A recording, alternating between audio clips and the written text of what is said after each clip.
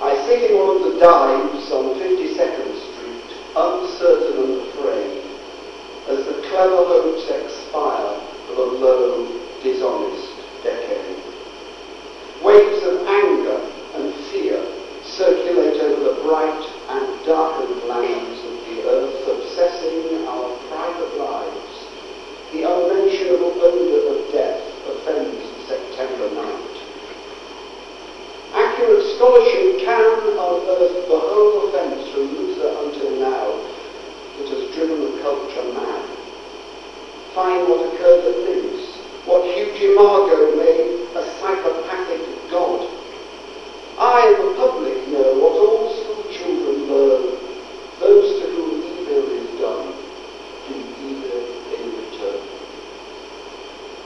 Exiles Thucydides knew all that a speech can say about democracy and what dictators do. The elderly rubbish they told to an apathetic brain. Analysed all in his books, the enlightenment driven away, the habit-forming pain, mismanagement and grief.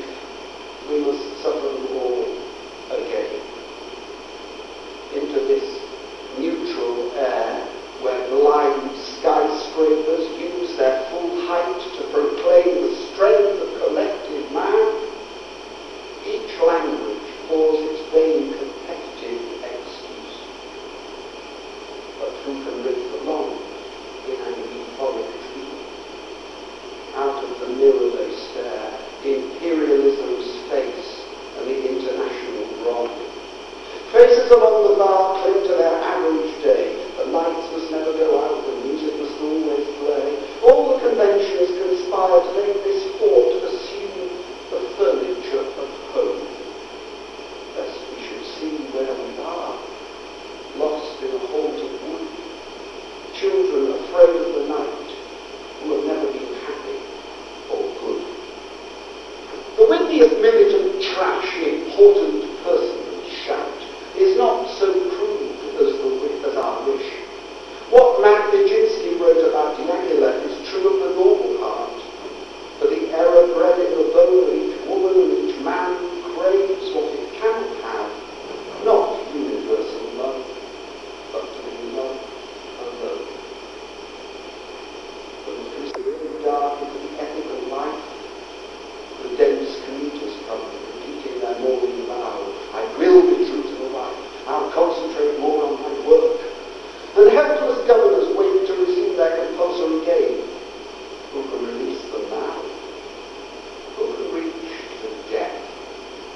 Who can speak of the dumb? Who knew the folded lie? The romantic lie in the brain of the sensible man in the street, and the lie of authority whose buildings grope the sky. There is no such thing as the state, and no one exists alone. Hunger allows no choice to the citizen or the police. We must love one another or die. Defenseless unto the night, our world in stupor lies. Yet dotted everywhere, ironic points of light flash out wherever the just exchange their messages. May I, composed like them of eros and of dust, beleaguered by the same negation and despair, show an affirmed flame.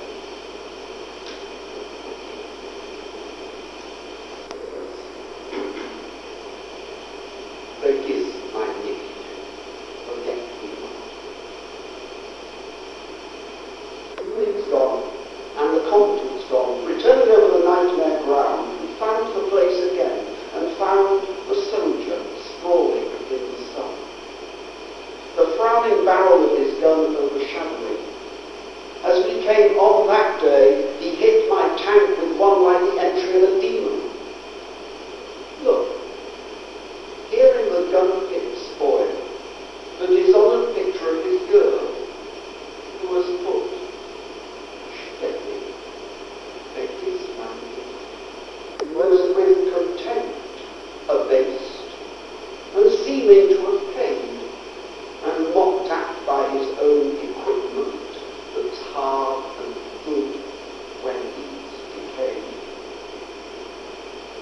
she would weep to see today how on his skin the swart flies move, the dust upon the paper eye, and the burst stomach like a cave. But here the lover and killer are mingled, who have one body and one heart, and death, who have the soldier single, has done the lover mortal hurt.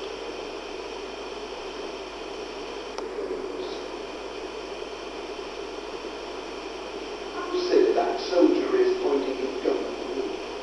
He doesn't know it isn't anything. You see, the cold and cruel northern wind has frozen the whole battalion where they stand. That's never a corporal. Even now he's frozen. You can see he's only a commercial artist who they took and put those clothes on and told him he was one of the spies. Even now they're in ice. It's easy to know what a shock it was, a long shock that's been coming home to them wherever they go, with their lazy minds taking stock.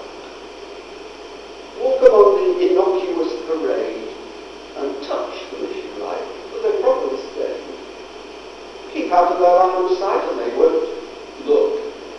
Think of them as waxworks. Or think they're struck with a dumb, immobile spell to wake in 1,000 years with the sweet force of spring upon them in the merry world. Well, at least forget what happens when it falls. A rattler of a ball. A child turning into a man. I looked into the air too long. The ball fell in my